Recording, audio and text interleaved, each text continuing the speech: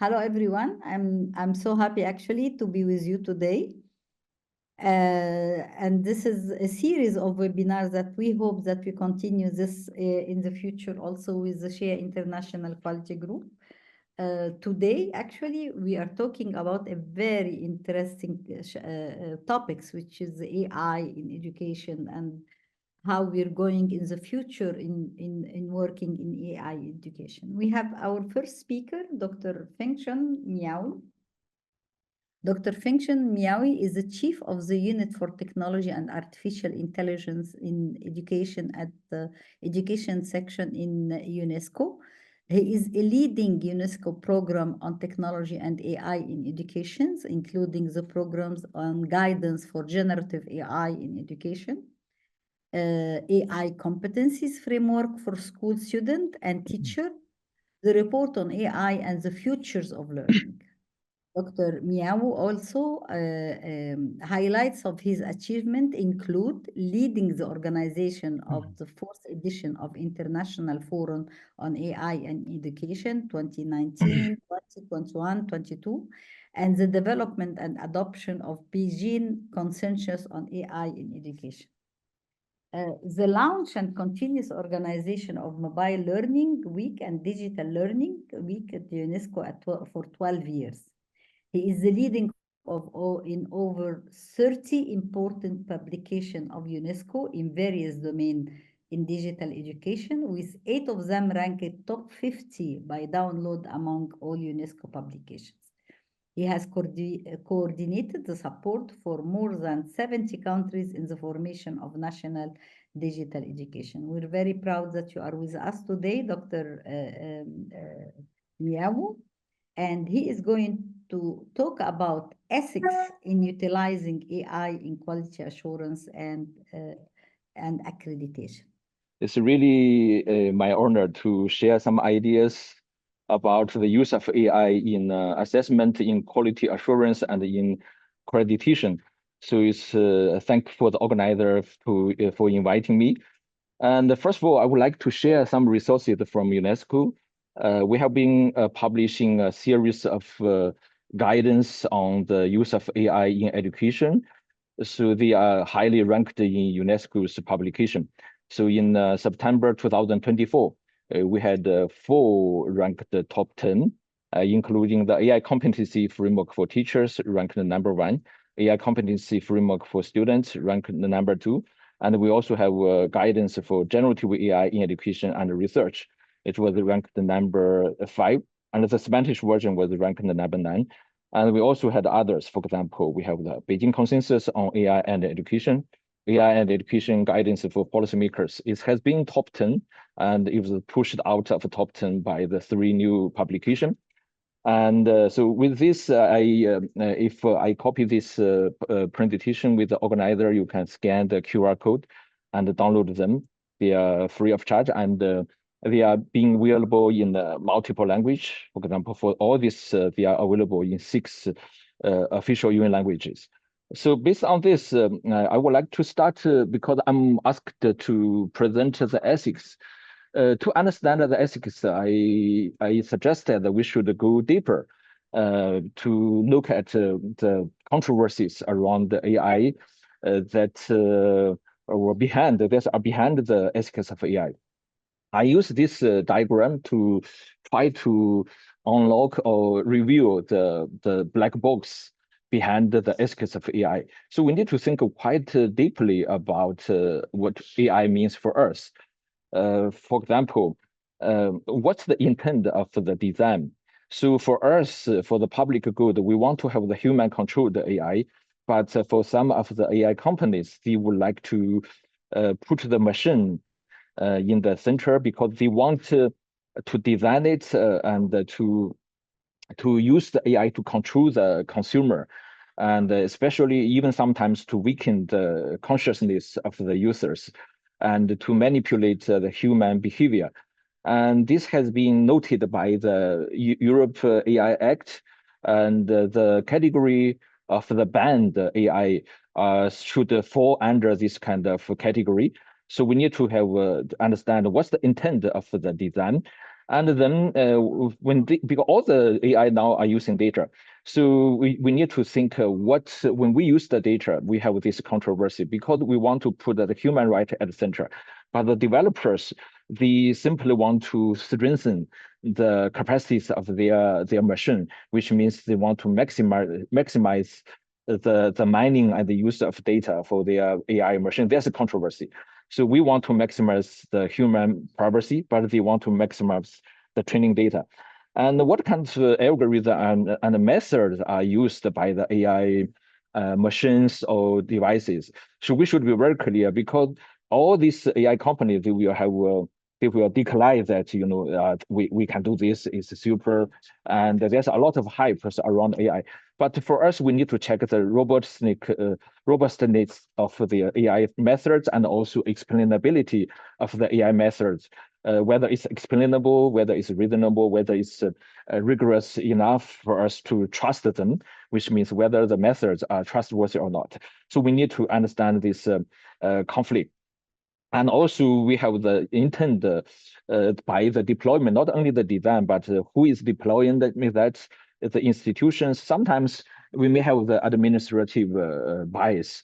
It's really to serve the humanity and our sustainability, or to have kind of passive consumer habit or addict. We need to understand this. If we understand this, we will understand the ethics.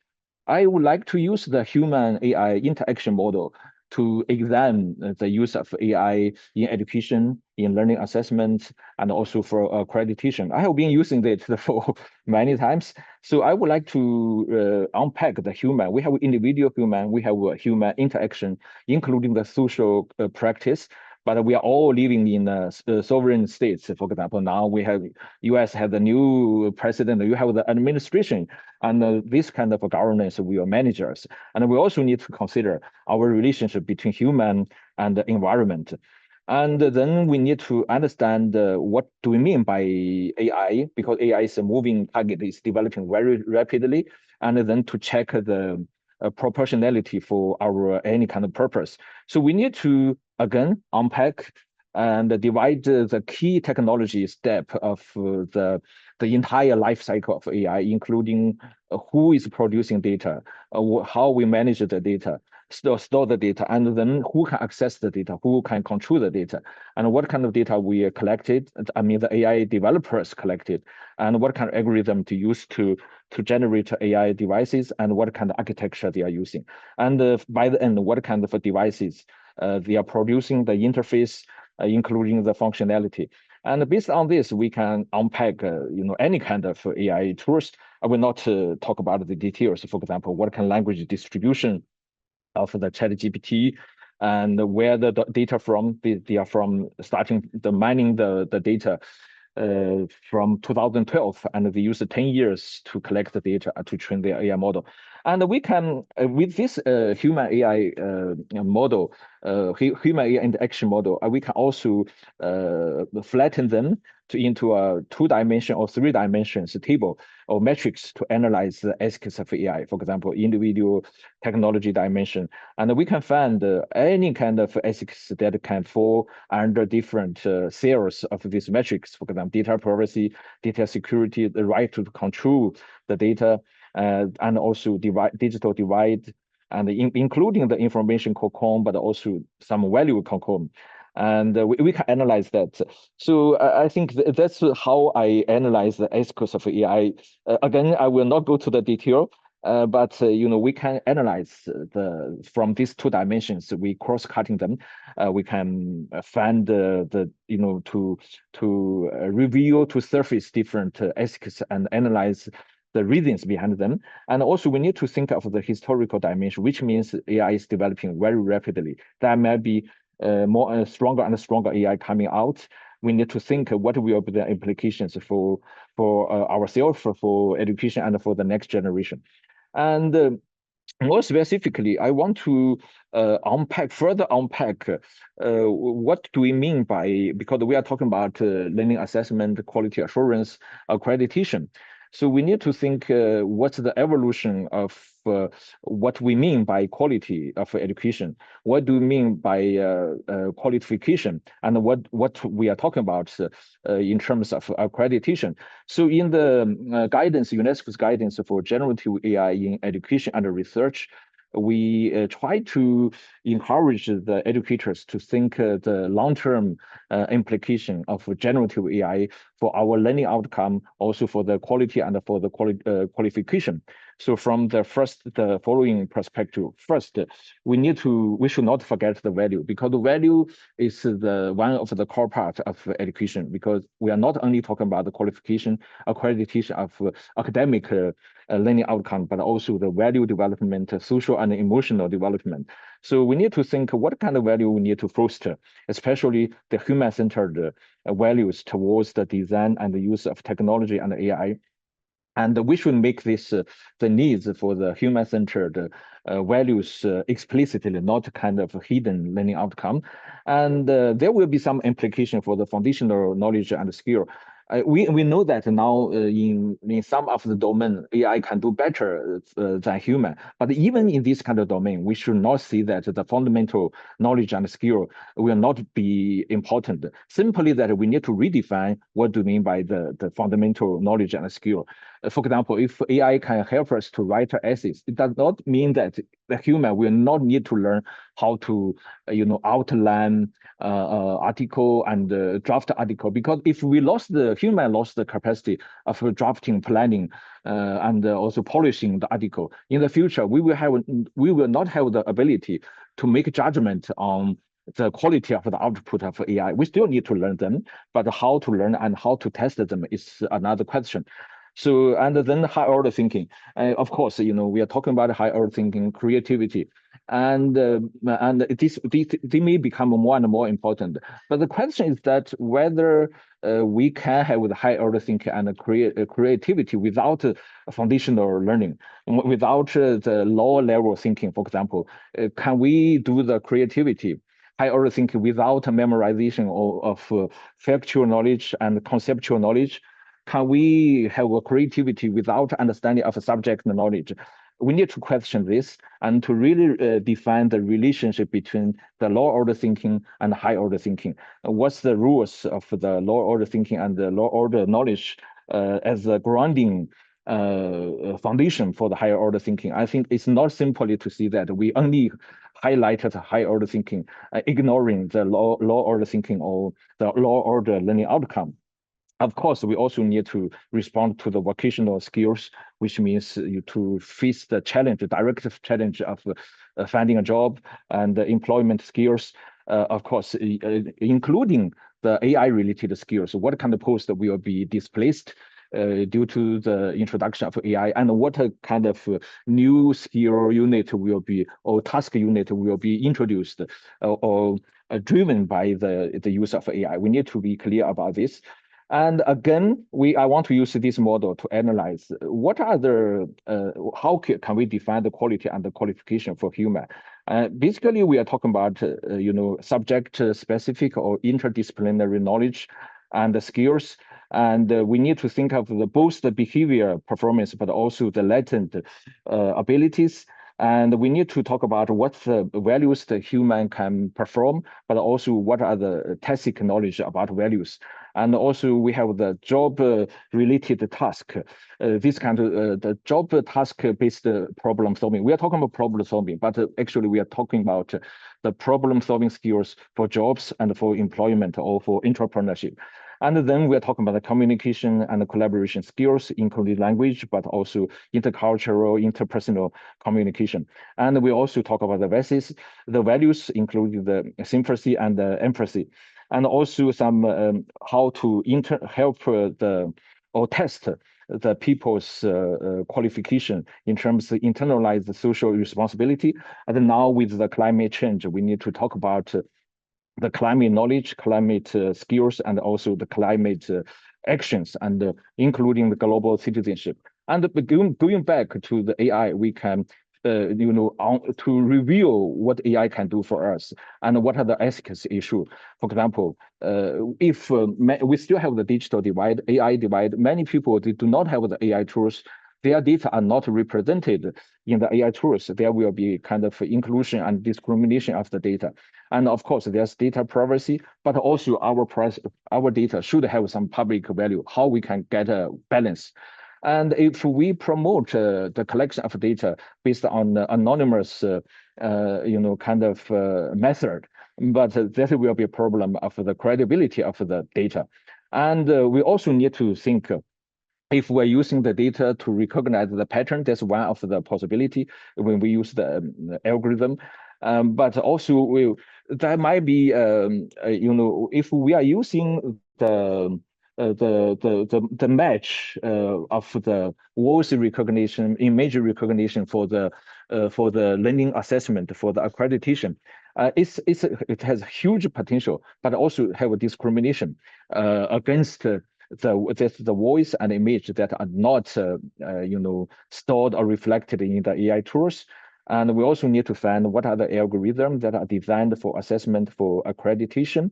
And if more and more now people want to use GPT, there might be more and more the learning assessment facing GPT, which means to train some models specifically for the assessment purpose. This may be emerging. We need to pay attention to that. And also, some people are using assessment generators, or they use generative AI to generate AI assessment, quiz or small test and examination. So we need to pay attention to this. And also in the history, we are using the scanning technology to do the auto grading. Now we have the image recognition, and we can use AI to do that. And some people are testing the use of face recognition AI to facilitate the remote test. They might also encounter some ethics, whether the local market or local government allow the use of face recognition AI. And also we have the test embedded in the learning management system, and we may also have more and more applications specifically for assessment. So that's my summary of what kind of AI we are talking about and for what kind of assessment and accreditation purpose.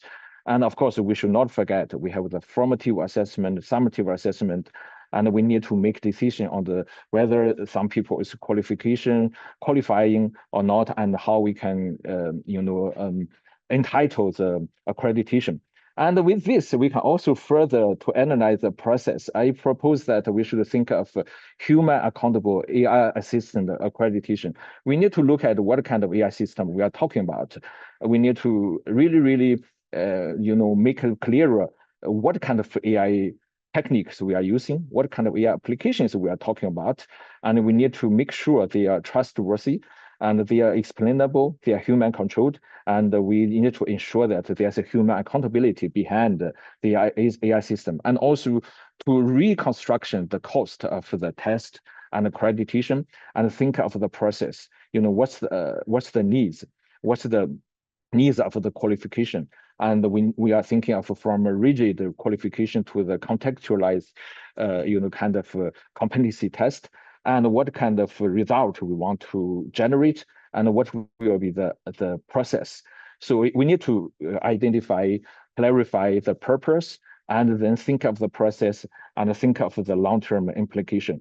I don't think I have the time to unpack this model, but in general, I think we need to promote a kind of a human accountable AI-assisted accreditation. And based on this, we also need to think of the storage sharing of and we also call it encrypt the result of the assessment and the accreditation.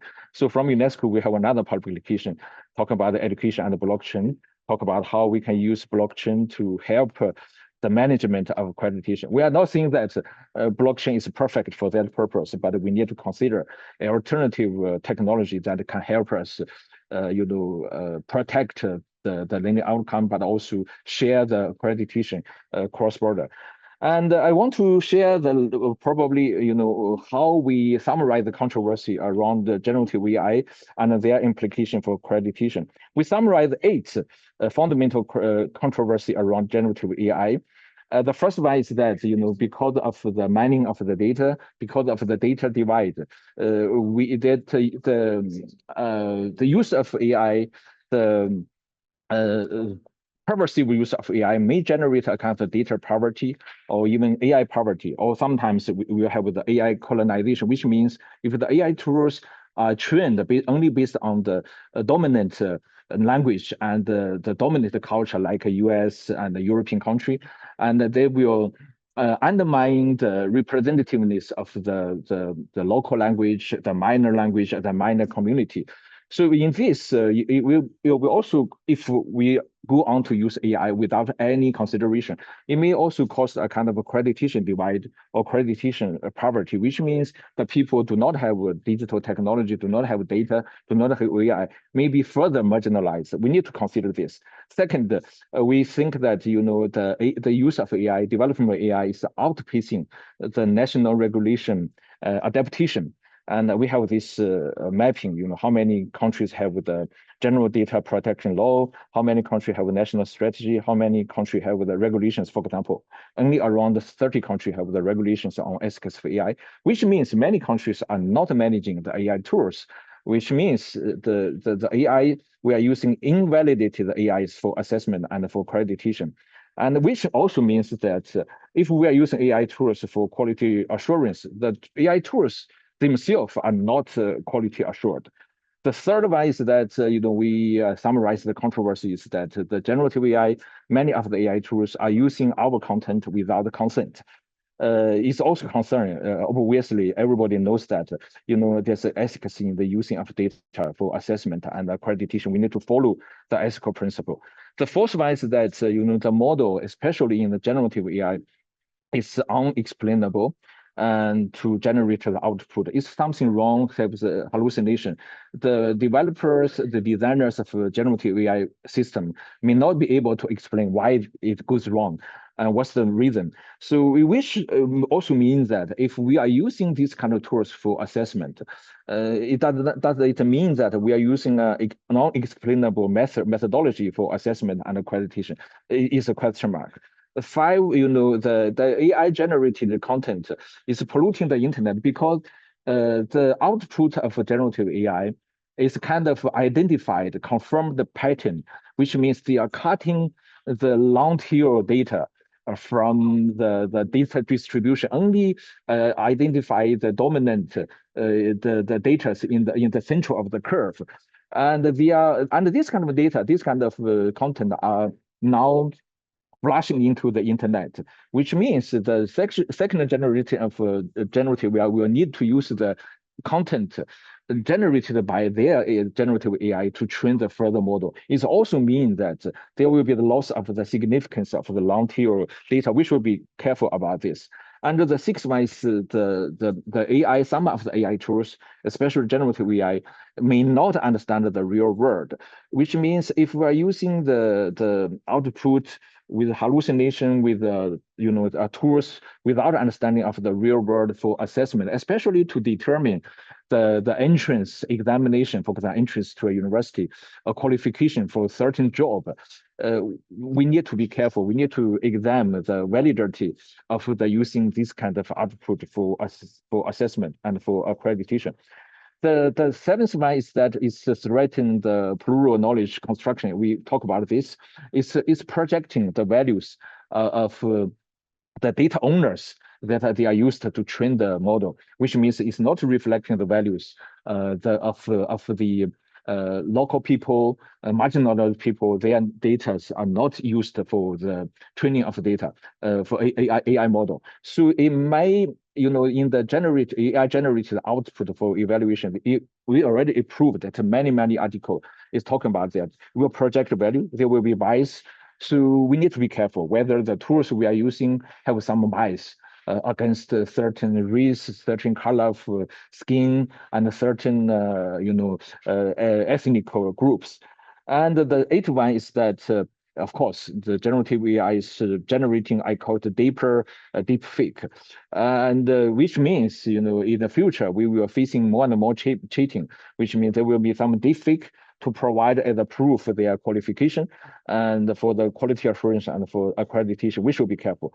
And the last one I want to conclude, we have the AI competence framework for students. I think it's an example to set up a benchmark and also how to assess the competency.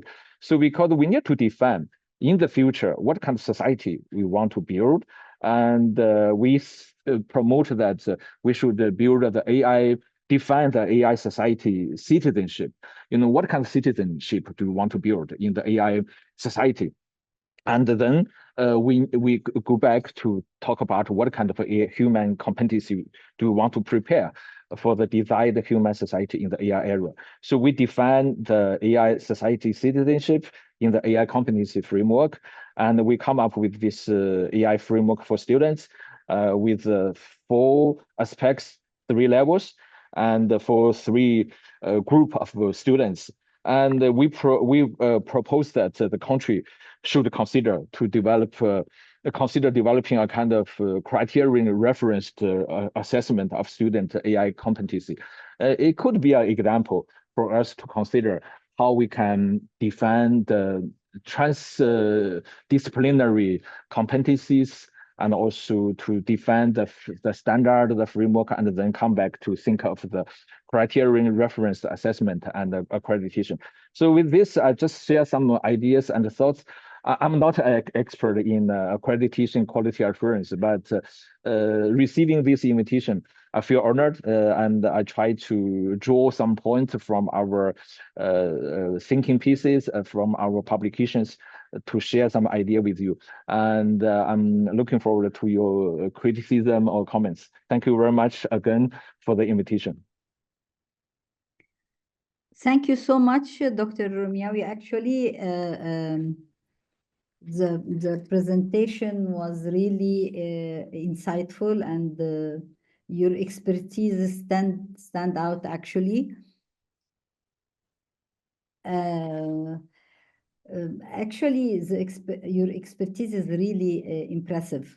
You provided us with valuable knowledge and understanding of the complexity of this topic, and it's this important topic. Thank you so much again for your precious time and valuable input.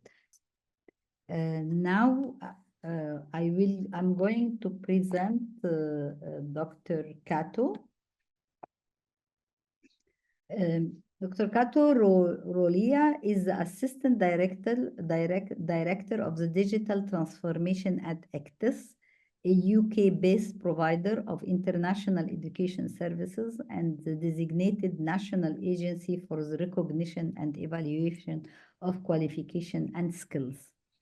With over 10 years, Dr. Kato worked in this field. He has led projects in student mobility, transnational education, digital transformation, quality assurance in higher education.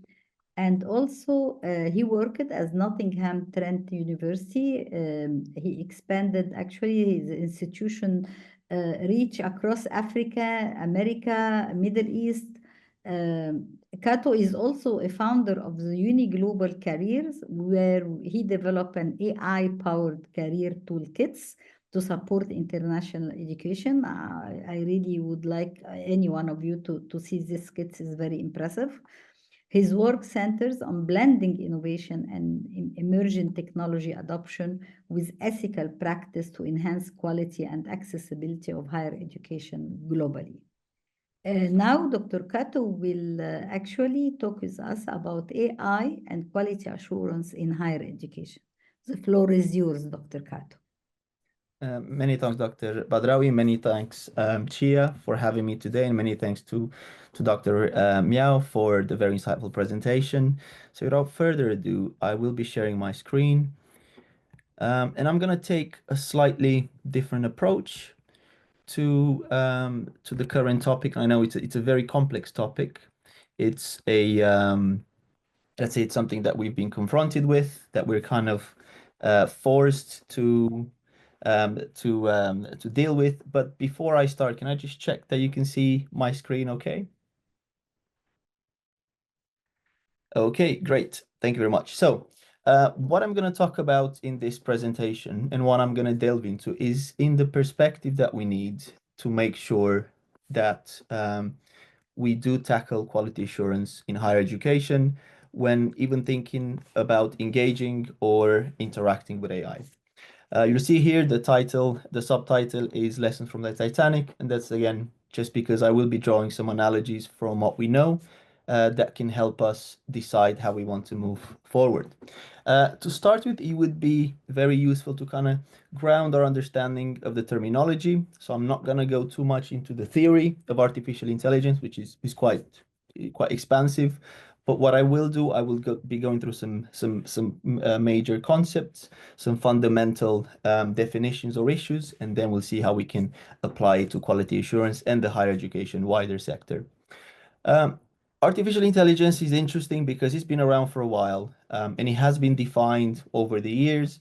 I think there's two definitions that stand out for me that are quite very accurate in describing how AI has been evolving. So if you look at the definition on the left from Popenici in 2017, AI is defined as computing systems able to engage in human-like processes. Now, fast forward to the advent of ChatGPT and generative AI, we can see that the OECD defines AI in similar terms, with a very important distinction. So now, how the OECD defines the artificial intelligence computing systems are that, yes, they are generative, but also they can lead to predictions, content recommendations, or decisions that can influence physical or virtual environments. And I think this is a very important addition to the definition, and this is a very important acknowledgement of how impactful artificial intelligence can be in our day-to-day lives. And we kind of knew this throughout the years, but AI has been pretty much a black box, let's say, that was kind of, only accessible to computer science experts or to big companies that had the resources. But obviously now with the advent of generative AI and things like ChatGPT, it's becoming mainstream. So AI was mainstream to be consumed from a kind of company backend perspective. Now it's becoming accessible and easily consumed by anyone, whether you're technical, non-technical, whether you're a student, whether you're a child, whether you're an adult, it doesn't really matter. So now it's pretty much everywhere. One thing that I think it's very important to also acknowledge is what artificial intelligence isn't. I know there's a lot of talk about ChatGPT, and when people now refer to AI, they will simply mean ChatGPT. And I think this is what we need to address, because artificial intelligence isn't just ChatGPT. So ChatGPT is a type of generative AI, and if we have a look at the graph on the right, we can see that really here we're dealing with a subset of a subset of a subset of the wider artificial intelligence ecosystem. And this is by far anything new. AI has been around as a concept since the 40s. That's when the first computational systems were designed. In the 50s, the terminology has been designed to kind of take into account the artificial elements of the intelligence that was being built. And what's important to notice here is that this is not a breakthrough technology that appeared overnight. Generative AI and tools like ChatGPT are the consequence of progress over 70 years, if we think about it. So every single progress within the AI wider field has led to the development of generative AI. And I think there's two ways we can look at it. As I said, this is not a lesson in technology. This is a presentation on perspective. We have one perspective where we can say, well, it's quite amazing. It's quite great that now we finally can interact with this powerful technology. What the creators of these technologies have done is they've not just allowed us to interact with these models for free, but they've allowed us to actually plug in or plug out from their technology and connect it to our own system. So what it means that now we have the power to build AI solutions without necessarily understanding how neural networks, deep learning, machine learning, or AI in kind of general terms works. We don't need to be experts. We don't need to have a department that's expert in machine learning or AI to be able to use generative AI in a product. So I think that's the quite revolutionary moment. And this is the reason why we see thousands and thousands of companies now that are offering AI services, especially in education. We see every single educational platform now has an AI component to it. If we were to talk about this before 2022, this wouldn't have been possible. So the reason why we're seeing these companies adopting AI or offering AI services is not because they've become experts in AI. It's simply because they're using the technology that's being provided by these big companies that are creating this technology very cheaply, very affordably, or sometimes free of charge. Now, this is where we get into the other part, which is a bit scary, because we're talking here about a lot of computational power. And the problem is, if anyone's got access to it, obviously this power will end up in hands who are not very wise or who are not very intelligent. And we all know what happens when power is concentrated in the hands of the unwise or the ones that don't have the best of intentions. So obviously there are reasons for us to naturally fear the potential impact of AI. That's why we should be very cautious when adopting it. But again, coming from a slightly different perspective, I would say this is nothing new.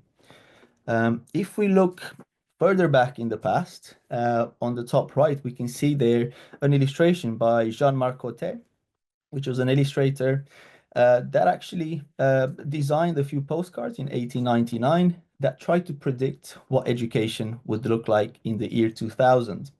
So interestingly, I think if we look at that image, that's quite scary. There we see students connected to wires through helmets that are then connected to a machine that churns out books, and obviously that machine is controlled by the teacher.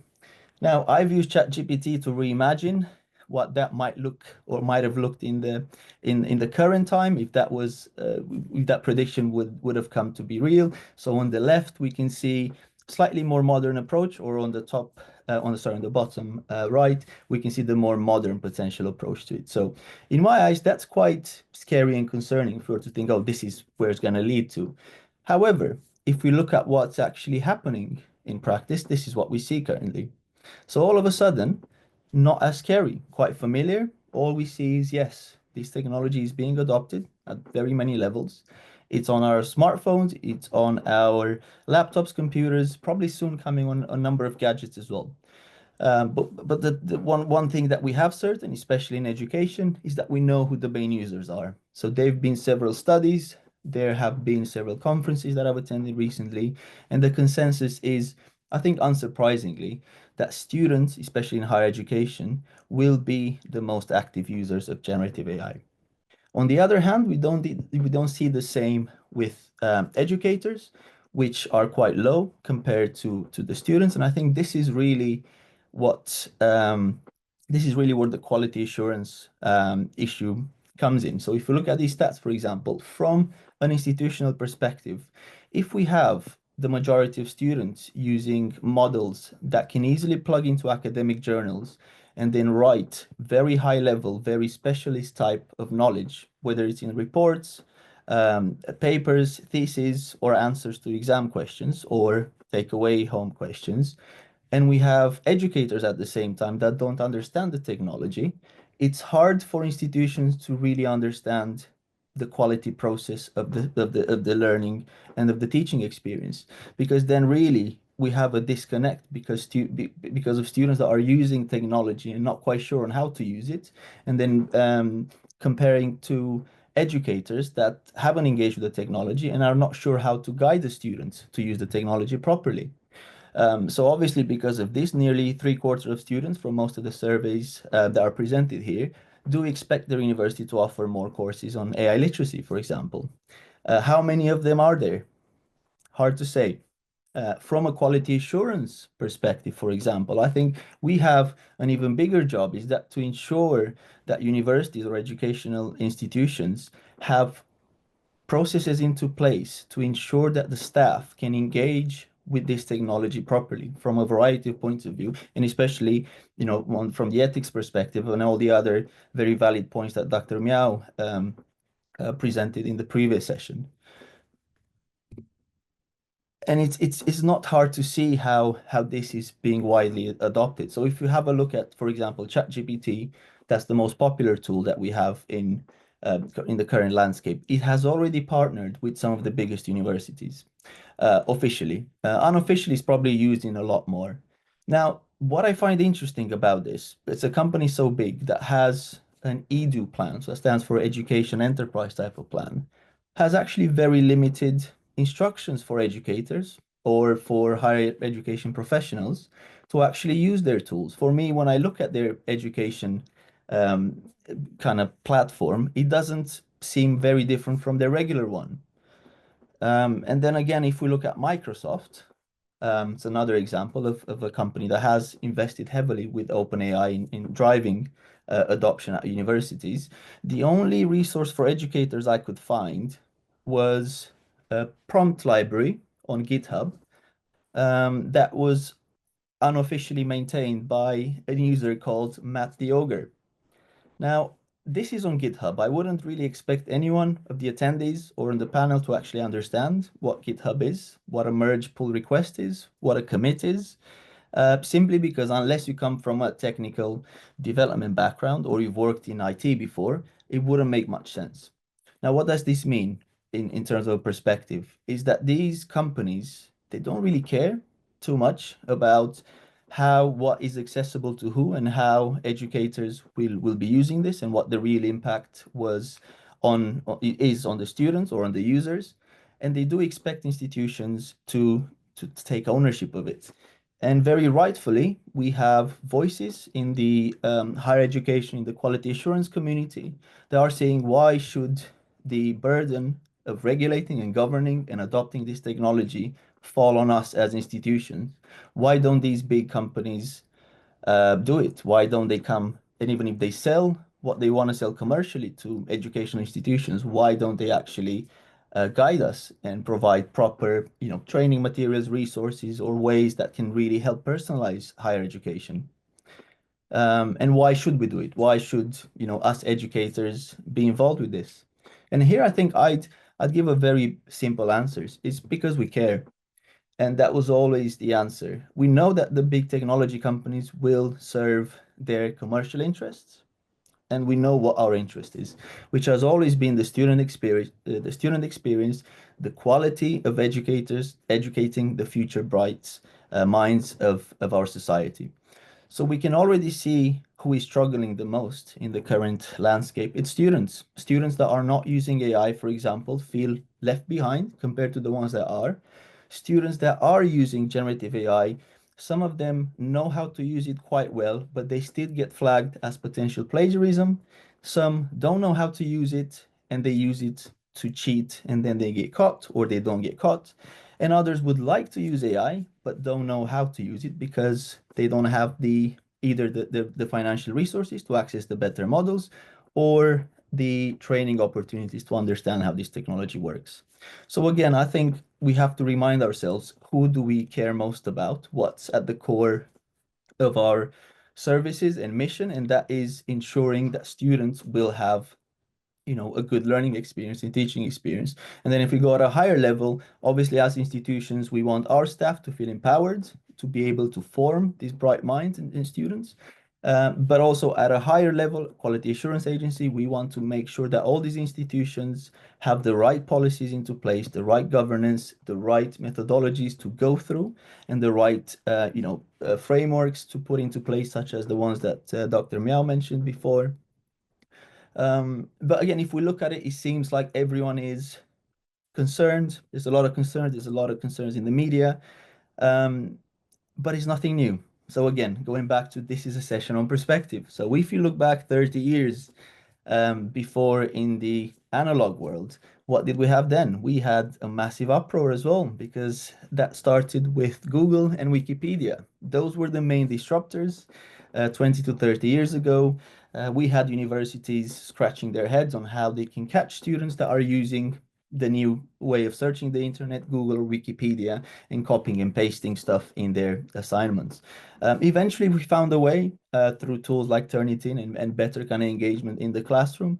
And for that reason, I'm quite optimistic that we will find a way as well with generative AI when it comes to ensuring this quality, when it comes to the teaching, learning experience, but also at the university policy wider and the organizations across the board. Google is still around. I mean, it's not to say Google, has been the default search engine about anything that's online.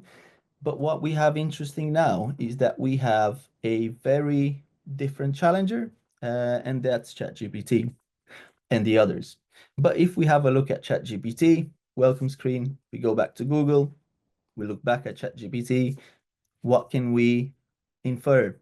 It's very similar. So what we can draw from this, the way ChatGPT is positioning itself is as the new way of interacting with knowledge online. When we used to Google things before, we'd find the information online. When we ask ChatGPT now, we get the information online. So again, a matter of perspective of how ChatGPT is trying to position itself. And obviously, we know who uses the internet mostly, especially when they're trying to study or learn something new. That would be students. So AI has been promised. As I've said, there's the big companies in here. We can really count them on our fingers. We got OpenAI, Anthropic, Google, Microsoft, Amazon, and Meta. These companies will have the main ingredients needed to run these powerful models, and they're all racing to developing the next stage of AI, termed as artificial general intelligence, and that would be a very theoretical, powerful model that would be able to perform at least as good as us humans in every single area that we can think of. Now, the problem with this is, again, as I've going back to my previous statement, is we have these very powerful companies. They're building this very powerful and very hyped up technology, and it's going at full speed.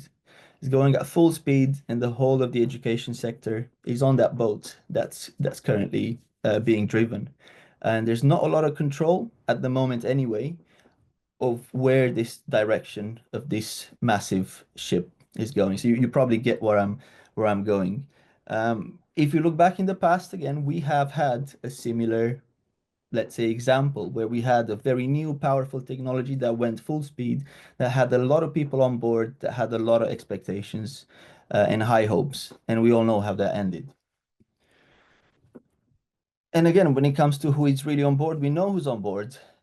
We've got students, we've got staff, we've got teachers, and we're sure that what we want to ensure is, again, that all the people that we have on board, all the education sector, has the power to take control of that ship, has the power to shape this technology in a way that it serves the education sector and teaching and learning and quality assurance, as opposed to vice versa, by simply using technology and serving these big companies and helping them in the race to to the next big thing in technology.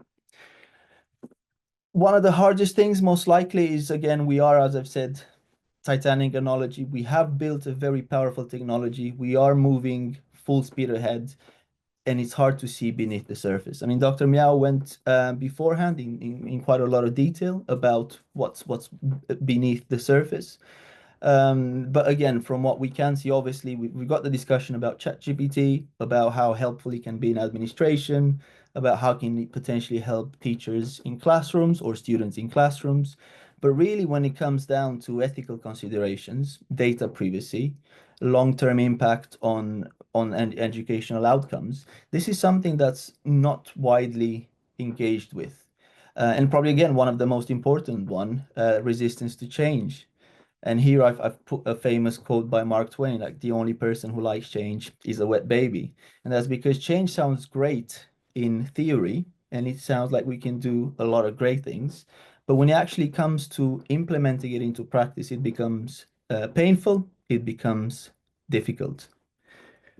So if we put everything into perspective, what I would say the main way that we could take back and we can take control of the ship and at least steer it in the right direction for us to potentially avoid an impact with a technology that we're not fully aware of what potential consequences it could bring, would be to start engaging with it. And I think one of the biggest issue we face in the higher education sector, in the quality assurance sector, is that we've been talking about AI for the past 2 years, but we haven't even gotten to engaging with it.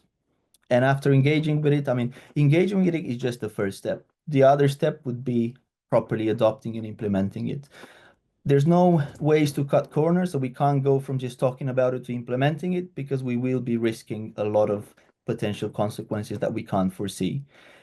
So our advice, or my advice as well, is to start engaging with the technology to understand exactly where the impact is going to lie. And from there, you can go and choose the right policy, decide on what implementation plans could potentially look like, and who the stakeholders affected will be in this scenario. But anyway, I think I will leave it here because we're running out of time. But many thanks again. It's been a pleasure to speak, and yeah, happy to take any questions. Thank you so much, Kato. Actually, it was a very nice presentation. As usual, you always give a nice presentation. And we appreciated very much the time and effort you took to share with us your knowledge and experience in these topics.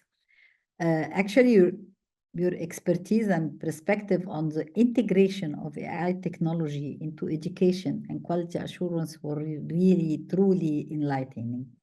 So your contribution was inspiring to all of us. And thank you again to be with us. And then we'll go to questions. I think Dr. Miao can answer some of the question because he's reading the question and he will answer directly. And then we'll come back to Kato. So maybe I just will see if Dr. Miao will respond to any questions, so I can read it and answer it. But I don't see, and he doesn't hear us actually because he is in travel. Thank him very much because he is in a travel and he could participate with us this. So maybe we go to Dr. Kato until Dr. Miao can respond to us. Dr. Kato. There is a question from Dr. Umaima. She's asking you, do we need to redefine plagiarism in the era of AI? Yeah, that's one of the main questions. And it's interesting because I think it's hard to redefine plagiarism. And what I'm going to say probably is going to be even harder, but I think we have to redefine the learning experience and what assessment will look like in the age of this very powerful technology. Because obviously the main challenge now is to shape students to be able to use this technology as a tool as opposed to as a replacement. And obviously as a replacement, there's, since this technology can generate fairly unique sounding stages, you'd be very hard, I think, to come up with a comprehensive plagiarism framework. And I think it's been demonstrated that these kind of detectors don't fully work. So I would say we'd probably need to think a bit higher and look at redefining the student experience, the learning experience, and the assessment methodology that we're going to use. Okay, there is another question from Dr. Malak Zalouk. She is a professor at AUC actually, and she's asking, so are we going to change or starting to do research on what AI is doing in learning creativities? I think you can answer this because it's true. And what impact does it have on the human brain? Yeah, this is very important. What do you think? And does it have any way to lead to a decline in certain competencies?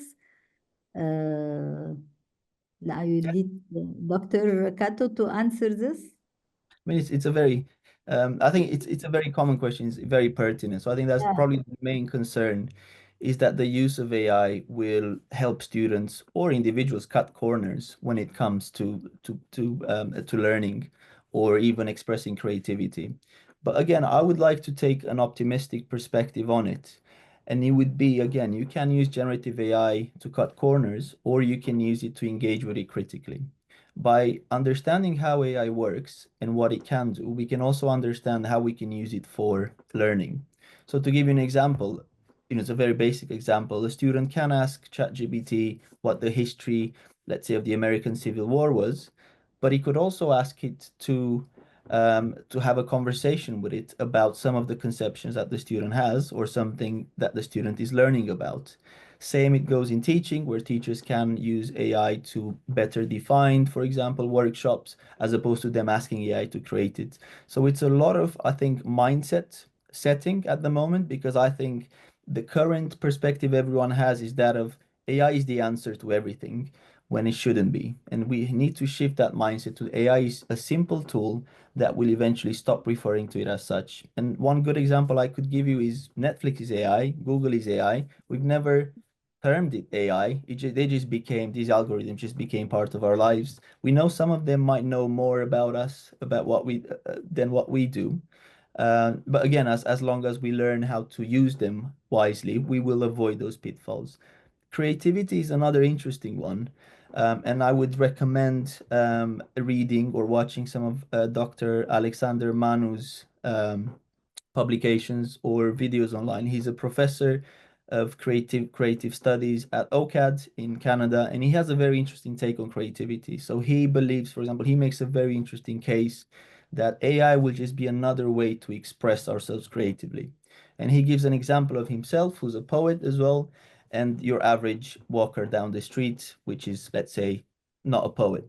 And he's saying the way he can engage with AI poetically to either get inspiration or build a piece of art would be completely different to the average person on the street that wouldn't necessarily understand that. The only problem we have now is that we have the different level of understanding how to use these tools. But as long as we all be on the same page, I think that's when we'll be able to plateau the skill dispersion, and then we'll be able to get the real benefits of the technology. I have another question here. What would you suggest as next steps for accreditors? So the next steps would be understanding. So as I said, I think we haven't engaged with it enough. So I wouldn't advise adopting it.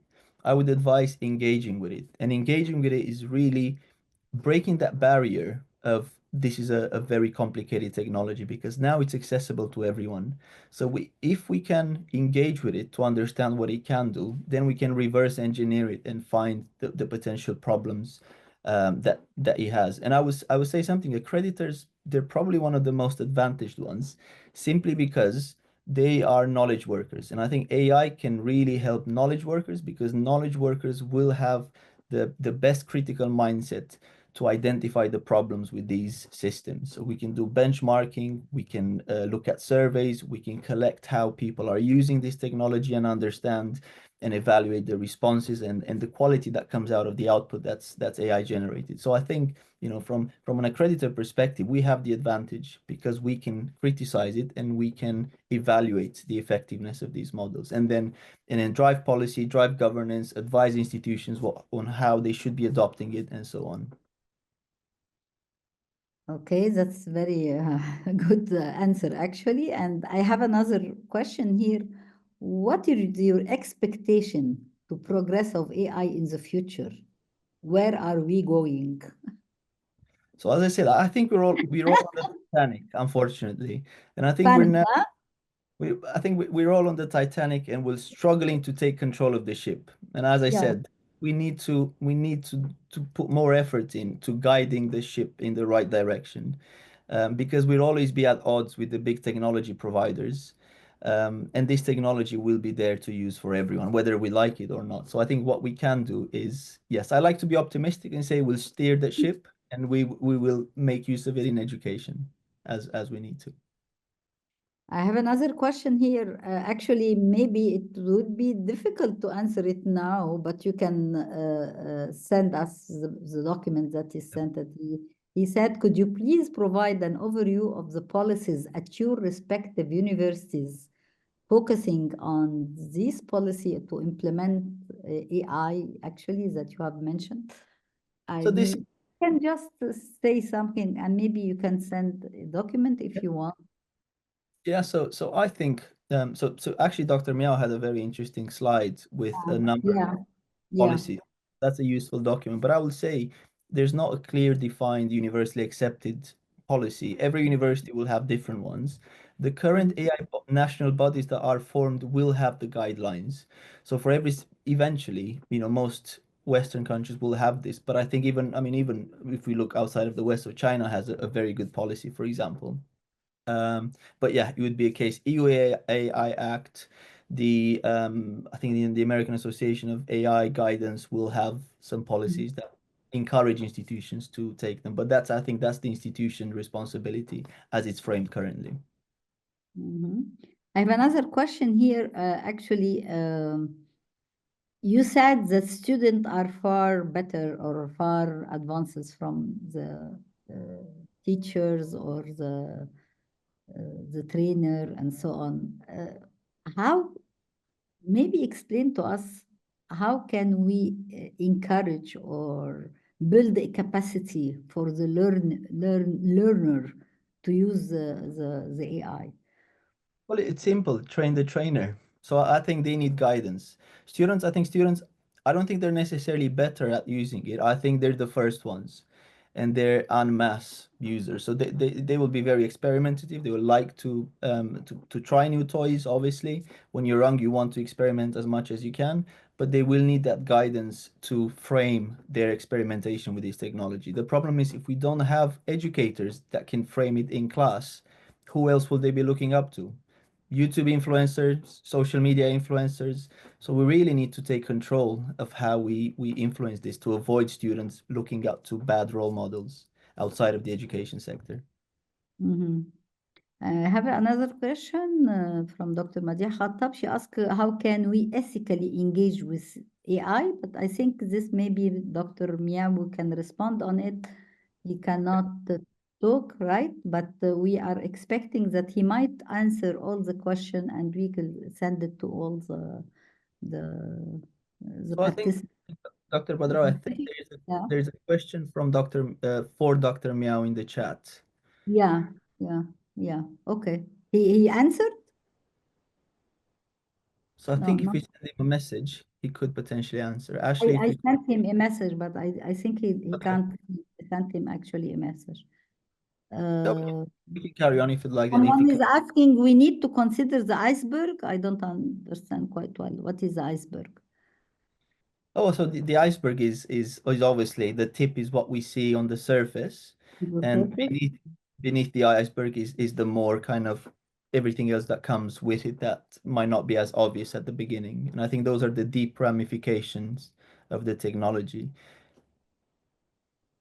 Okay, Joel, do we have still some times? Yes, you can take a couple more questions. Couple more questions. So, okay, there is a nice question actually for you. What specific steps can university take to engage with AI ethically and responsibly while maintaining academic integrity? So I think, well, at the first level, the most important will be obviously a strategic direction that will make sure that all the departments at the university are in this and are this for real. So, as long as a clear message can be sent from the senior leaders that this needs to be engaged with, then that's the first step. The second step would obviously be having a policy that sets out clearly how staff and students should be engaging with it. And then again, from here, we're talking about engagement, we're talking about experimentation. So that would be platforms that staff and students can use securely. Because, for example, if there's a policy in place, but the tools given to students or staff are tools that don't protect data, then obviously that data is at risk of being misused or being used for training. Everyone needs a safe playground, if we put it in very simple terms, and obviously a lot of training that comes with it. I think training is actually a lot easier than how people perceive it, simply because these models are based on natural language processing. So that means the better you are at engaging with it from a communication perspective and then criticizing the output, the better you'll be at actually implementing it efficiently within the institution. Because the last question, and I think it's very important, is, are there risks in focusing too heavily on controlling AI within higher education? Could this limit innovation or the creativity ways student and teacher use AI tools? This is question, actually. So I think AI is probably technology has become too powerful to control anyway. So it's clear that we can't ban it. It's something like, for example, think about social media. We know there's an algorithm behind that feeds us depending on our preferences. But what we can do, we obviously have two choices. We have a choice to completely not use it, or secondly, use it within defined parameters. So I think again, it's a matter of perspective. As long as we look at AI as a tool and that we have clear use cases for it, then we will know exactly what the right path is. However, if on the other side we look at AI as it will do everything for us, we risk of going down a rabbit hole, because there's a lot of hype out there, there's a lot of promise, but when you actually look into the practice and the, in the quality that it can provide, there are limited use cases. So I would say I'm a big fan of AI, but I know when I should not be using it, and I know exactly, I've identified what are the best use cases for my institution, for my personal section. And I think that the good things about it is that it's so personalizable now that every single institution can have their own best use cases. But again, it goes back to my first point. We have to engage with it to understand what it can do and where we can use it, and be patient. Maybe even if we want for it to do things that it can't do now, we can always be on the lookout for the next future advancement of it when we can implement it safely and effectively. Okay. I think this is the last question that we have, and thank you very much, Kato, and thank you very much, Dr. Miawi, also for your participation in the webinar of the CHEA International Quality Group. And thanks for the attendees, that we have almost 210 attendees from 37 countries, which is something actually impressive. So, and it means that everybody is interested in this topic.